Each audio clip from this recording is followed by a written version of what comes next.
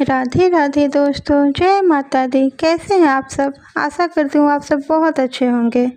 आइए कर्मा धर्मा व्रत कथा प्रारंभ करते हैं। प्राचीन समय में एक नगर में एक साहूकार रहता था। उसके दो पुत्र थे। एक का नाम था कर्मा और दूसरे का नाम था धर्मा।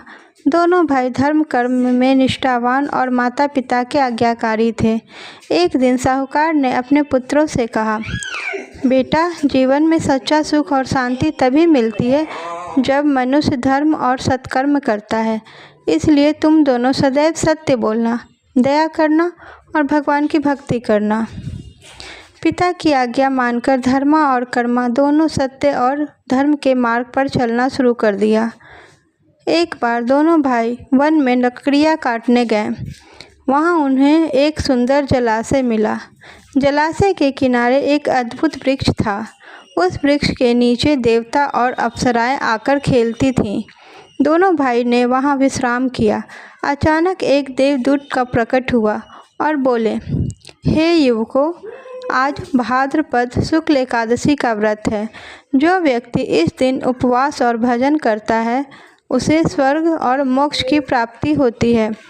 तुम दोनों इस व्रत को अवश्य करो।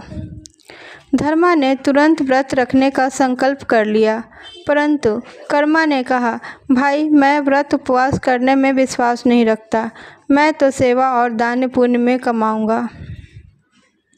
समय बीतता गया। दोनों भाई मृत्यु के बाद यमलोक पहुँचे। वहाँ यमराज ने अपने दूतों से कहा, धर्मा ने एकादशी का व्रत किया था, इसलिए उसे स्वर्ग को लोक दिया जाएगा। कर्मा ने उपवास नहीं किया था, इसलिए उसे नरक के कष्ट भोगने होंगे। कर्मा को बहुत पीड़ा हुई। उसने यमराज से प्रार्थना की, हे यमराज, मैंने कभी किसी का अहित नहीं किया, दान पुण्य किया, फिर भी मुझे नरक क्यों? तब यमराज ने उत्तर दिया, हे कर्मा, दान और सेवा से पुण्य तो मिलता है, परंतु एकादशी का व्रत स्वयं भगवान विष्णु की पूजा है। इसके बिना पूर्ण मोक्ष संभव नहीं। कर्मा ने पश्चाताप किया और पुनः जन्म लेकर एकादशी व्रत का पालन किया। इस प्रकार उसे मोक्ष की प्राप्ति हुई। इस दिन भगवान विष्णु की पूजा करनी चाहिए। उपवास रखकर रात्रि में जागरण और भजन करना श्रेष्ठ है। कथा सुनने या पढ़ने से पाप नष्ट होते हैं। व्रत करने से सुख समृद्धि और मोक्ष की प्राप्ति होती है। राधे राधे।